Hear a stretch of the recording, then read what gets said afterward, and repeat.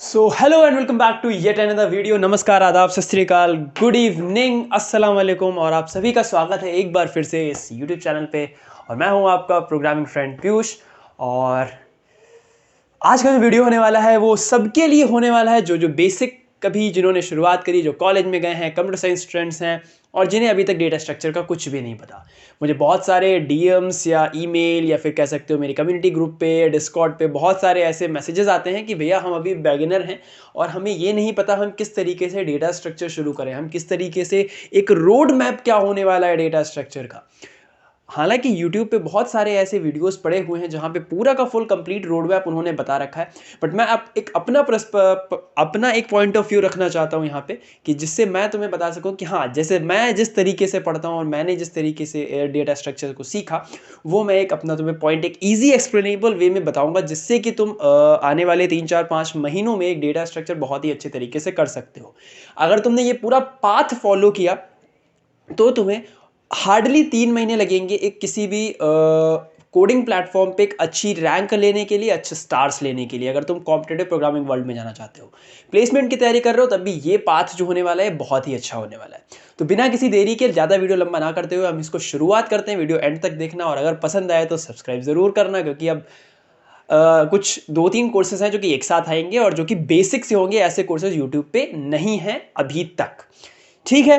तो इतनी सारी बातें होने के बाद में हम शुरुआत करते हैं। तो देखो, डेटा स्ट्रक्चर क्या होता है हमें सबसे पहले ये समझना चाहिए। डेटा स्ट्रक्चर की नीड क्या हुई ये हमें समझना चाहिए।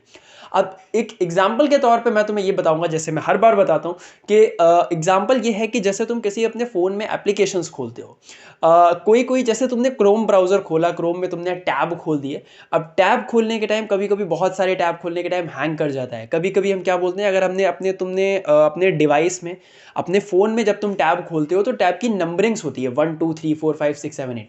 तो जो तुम आखिर में जो टैब खोलोगे वो तुम्हारा लास्ट में होता है, जो सबसे पहले खोलोगे वो सबसे पहले वाला सबसे एंड में होता है, और जो सबसे लास्ट में खोलते हो पहले लिखा होता है वहाँ पे। तो क्या होता है, तो ये सब चीज़ें डेटा स्ट्रक्चर यूज़ करता है। डेटा स्ट्रक्चर्स हमारे कोड को, हमारे प्रोग्राम को, हमारी एप्लीकेशंस को एक कम टाइम में, कम स्पेस लेते हुए, उसकी कॉम्प्लेक्सिटी कम करते हुए, उसके स्पीड को तेज करता है। तो ये सब चीज़ें डेटा स्ट्रक्चर में काम आती हैं। हमें क्यों सीखना चाहिए?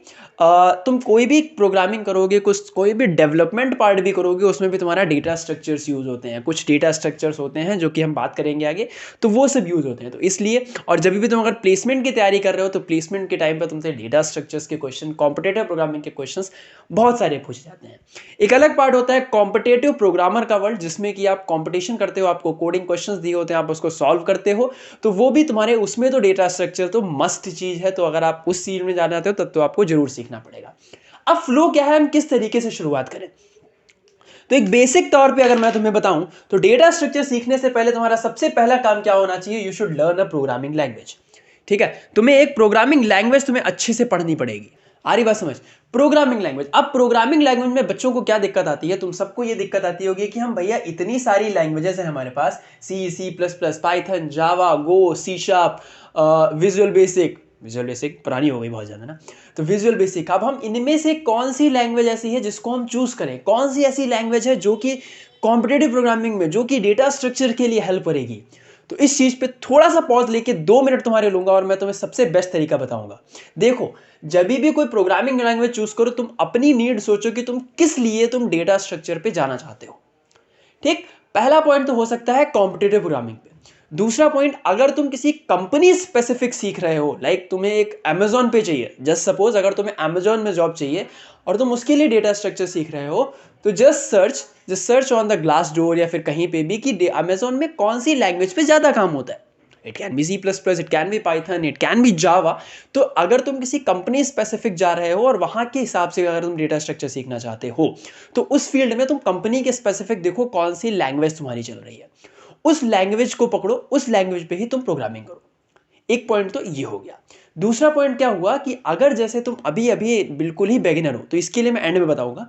एक और पॉइंट होता है कि अगर तुम्हें कॉम्पिटिटिव प्रोग्रामिंग वर्ल्ड के लिए चाहिए, तो कॉम्पिटिटिव प्रोग्रामिंग वर्ल्ड के लिए तुम्हारे पास 2 लैंग्वेज मैं सबसे बेस्ट बताऊंगा। एक तो होगी C++, एक होगी पाइथन। ठीक, तो ये 2 लैंग्वेजेस पे जाना। जावा में कोड थोड़ा सा कॉम्प्लेक्स बन जाता है, मतलब तुम्हें बहुत सारे सिंटैक्सेस, उसमें बड़े बड़े चीजें हैं, वो सब चीजें आ जाती हैं। बेसिकली ज़्यादातर प्रोग्रामर, ज़्यादातर कॉम्पिटेटिव प्रोग्रामर, और मैं खुद C++ का यूज़ करता हूँ कॉम्पिटेटिव प्रोग्रामिंग करने के लिए। डेवलपमेंट पार्ट या फिर अलग चीज़ों के लिए मेरे पास पाइथन है, मेरे पास जावास्क्रिप्ट है, मेरे पास C# है, तो मैं उस चीज़ का यूज़ कर सकता हूँ। तो अगर तुम सिर्फ कॉम्पिटेटिव प्रोग्रामिंग वर्ल्ड में जाना चाहते हो तो तुम्हें C++ या पाइथन से शुरुआत करनी चाहिए। अब C++ या पाइथन तो आपने भैया बोल दिया, कोई एक लैंग्वेज बता दो। ठीक, तो ठीक है, एक लैंग्वेज सुनो। अगर तुम बिल्कुल ही बिगिनर हो, अभी तुम्हें लैंग्वेज, प्रोग्रामिंग लैंग्वेज आती ही नहीं, then I will suggest go with C++। क्यों ऐसा? इसका रीज़न ये है कि C++ में आपके कुछ प्री डिफाइंड नहीं होते, जैसे लाइक पाइथन में तुम्हारे एक सॉर्टिंग के लिए एक फंक्शन बन रखा है। आप C++ में आप कभी कभी सॉर्ट करते हो, C++ से आपको थोड़ा लंबा चौड़ा कोड लिखना पड़ता है, तो इससे आपकी प्रैक्टिस बढ़ेगी। ठीक, पाइथन में वही चीज़ें आपके पैंडाज लाइब्रेरी में, नमपाई लाइब्रेरी में वो सब चीज़ें यूज़ हो गई, तो आप वो यूज़ करके कर सकते हो। हालांकि C++ में भी STL यूज़ कर सकते हो, बट वो चीज़ें एडवांस में जाती हैं, थोड़ा सा बेटर उसके लिए चाहिए, बट हाँ पहले आपको चीज़ें करनी पड़ेंगी। अब हमने प्रोग्रामिंग लैंग्वेज चूज़ कर ली, अब उसको पढ़ें कैसे? उसके सिंटैक्सेस देखो, उसके उप्स कॉन्सेप्ट्स देखो, और उसमें कैसे कोई चीज़ रन होती है, लाइक सी आउट, सी मतलब प्रिंट कैसे होता है, इनपुट कैसे लिखते हो, सबमिशन कैसे होता है, डेटा टाइप्स कौन कौन से हैं, तुम टाइप कास्टिंग कैसे कर सकते हो उसमें। तो ये सब चीज़ें बेसिक सिंटैक्सेस देखो, ज़्यादा प्रो बनने की ज़रूरत नहीं है कि कंकरेंसी वगैरह देख रहे हो, वो सब की ज़रूरत नहीं है, सिंपल सा बेसिक चीज़ें देखो। ठीक, तो उतना करने के बाद उसके लिए तुम्हें हार्डली 2 से 3 हफ्ते लगेंगे, 4 हफ्ते, हो सकता है एक महीना लग जाए। तो एक महीने में सिर्फ अपनी प्रोग्रामिंग लैंग्वेज पे ध्यान दो। जब तुम प्रोग्रामिंग लैंग्वेज में जब थोड़े से तुम अपने अंदर कंफर्टेबल हो जाओ कि हाँ ठीक है, अब मैं कुछ इसमें कोड कर सकता हूँ, then go with the basic DSA। अब बेसिक DSA पे तुरंत इसके बाद जाना एक मैं ऑप्शनल टाइप मानता हूँ, दिस इज द ऑप्शनल। अगर मैं इसको लिखूं तो ऑप्शनल। अब बोलोगे भैया आप तो नई चीज बता रहे हो, DSA करना है और DSA ही ऑप्शनल है। जी हाँ, क्यों? देखो, बहुत लोगों के पॉइंट ऑफ व्यू होते हैं कि डेटा स्ट्रक्चर्स वो पहले पढ़ते हैं, मतलब उसकी थ्योरी पढ़ते हैं सारा, लाइक एरे हो गया, ट्री हो गया, ग्राफ हो गया, लिंक लिस्ट हो गया, स्टैक हो गया, तो पहले उसकी सब थ्योरी पढ़ डालेंगे। थ्योरी कहाँ से? गीक्स फॉर गीक्स या किसी के ट्यूटोरियल्स देख लिए, कोड नहीं करना है। एक पॉइंट ही है। दूसरा, तो अगर तुम ऐसा कर रहे हो कि सिर्फ थ्योरी पढ़ रहे हो, तो वो चीज़ तुम्हारे पास ऑप्शनल है। उसके लिए तुम पहले भाई थ्योरी पढ़ के सारा सब समझोगे, फिर उसके बाद कोड करोगे, तो ये मैं ऑप्शनल लेता हूँ। मैं क्या रिकमेंड करूँगा कि DSA प्लस तुम प्रॉब्लम सॉल्व। अब बोलोगे प्रॉब्लम सॉल्व उसमें हो रही है? नहीं, उसमें क्या करते हैं लोग, थ्योरी पढ़ते हैं, सब समझते हैं और बस प्रॉब्लम सॉल्विंग का ज़्यादा ध्यान नहीं देते। तो डेटा स्ट्रक्चर्स में जाते हुए तुम उसके क्वेश्चन सॉल्व करने शुरू करो। क्वेश्चंस कहाँ से कर सकते हो? तुम्हारे पास लीड कोड है, तुम्हारे पास गीक्स फॉर गीक्स है, तुम्हारे पास हैकर रैंक है, और तुम्हारे पास कोड शेफ है। कोड फोर्सेस और हैकर अर्थ भी एक ऑप्शन, टॉप कोडर भी एक ऑप्शन है, बट मैं बिगिनर्स के लिए मैं इन 4 को रिकमेंड करूंगा, और सबसे बेस्ट है मेरे लिए गीक्स फॉर गीक्स और हैकर रैंक। ठीक, तो गीक्स फॉर गीक्स एक मस्ट चीज है जिसको तो तुम यूज ही करोगे। साथ में इसके हैकर रैंक या फिर कोड शेफ या फिर लीड कोड पे जा सकते हो। ठीक, तो यहां से जैसे तुमने पढ़ा एरे पढ़ा, अब तुमने एरे का बेसिक सा चीज पढ़ी। अब एरे की बेसिक पढ़ने के बाद, मतलब कि एरे क्या हो,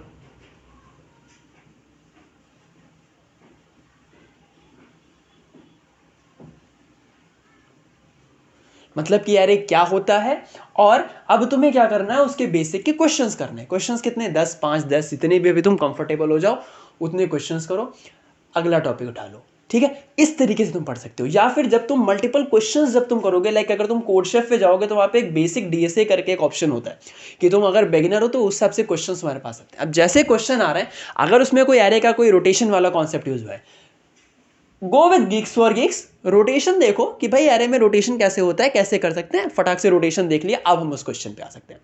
तो प्रॉब्लम सॉल्व करते करते अगर तुम डेटा स्ट्रक्चर सीखोगे तो ये बहुत ही जल्दी और बहुत ही ईजी तरीके से तुम ग्रैस्प कर लोगे उस चीज़ को। ठीक है, तो ये एक तरीका है। अगला फिर क्या आ जाता है तुम्हारे पास, एक ये चीज, some advance topics like data structures के हमारे पास बेसिक कौन कौन से होते हैं वो मैं अभी तुम्हें बताऊंगा। इस पॉइंट 4 को थोड़ा सा रुक जाते हैं और मैं अभी तुम्हें डेटा स्ट्रक्चर के कुछ पार्ट्स बताता हूँ। हमारे पास डेटा स्ट्रक्चर 2 प्रकार का होता है, एक लीनियर होता है, एक नॉन लीनियर होता है। पहला जो फर्स्ट फोकस करोगे तुम, वो तुम इन 4 पे करोगे जो कि होंगे लीनियर, यानी एरे, लिंक लिस्ट, स्टैक और क्यू। इन 4 पे फोकस करने के बाद जब ये चारों तुम्हारे डन हो जाए, मतलब तुम समझो कि हाँ अब मैं एरे, स्टैक, लिंक लिस्ट और क्यू में से एक क्वेश्चंस बहुत ही अच्छे, यानी जिस तरीके, कम से कम इसमें से 200-300 क्वेश्चंस तुम इसमें से निकाल दो।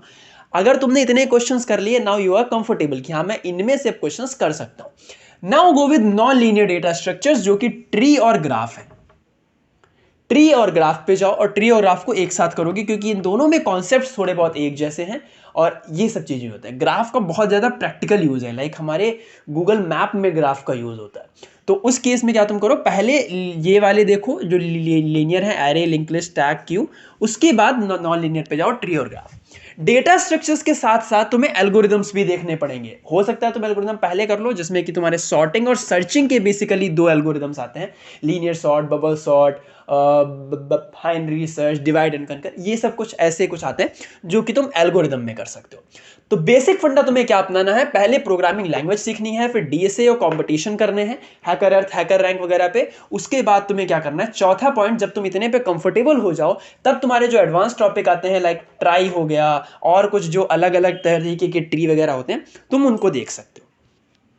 ठीक, तो अगर if you work like this, अगर तुम इस तरीके से काम करोगे तो फिर ये बहुत ही बेहतरीन तरीके से तुम 3 से 4 महीने में डेटा स्ट्रक्चर्स बहुत अच्छे से सीख लोगे एल्गोरिदम के साथ में। और तुम्हारी, अगर तुम ये अप्रोच फॉलो कर रहे हो कि कंपटीशन के साथ में, कंपटीशन कौन कौन से, कोड फोर्सेस पे एक हर महीने की स्टार्टिंग में एक 10 दिन का चैलेंज होता है, लॉन्ग चैलेंज, स्टार्ट करो वहीं से।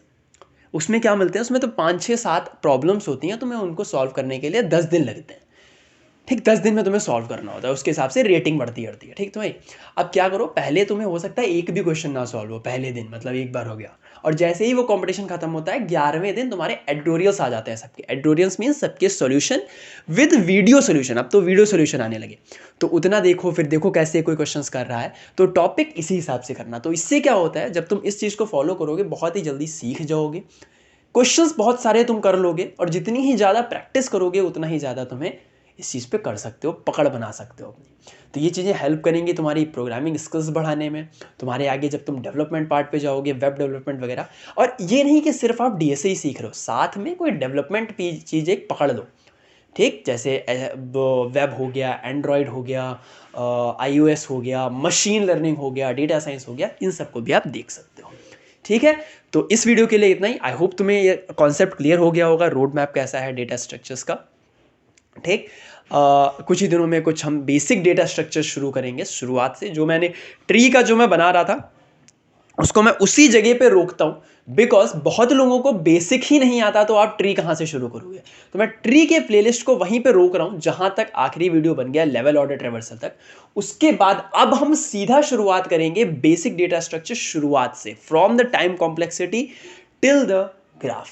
ठीक, मोस्ट प्रोबेबली हर 2-3 दिन बाद वीडियो आएगा, और वो ज़रूर आएगा अब। ठीक है, क्योंकि बहुत सारे काम निपट चुके हैं, तो अब हम ऑलमोस्ट फ्री हैं कि आपके लिए वीडियो आ सके।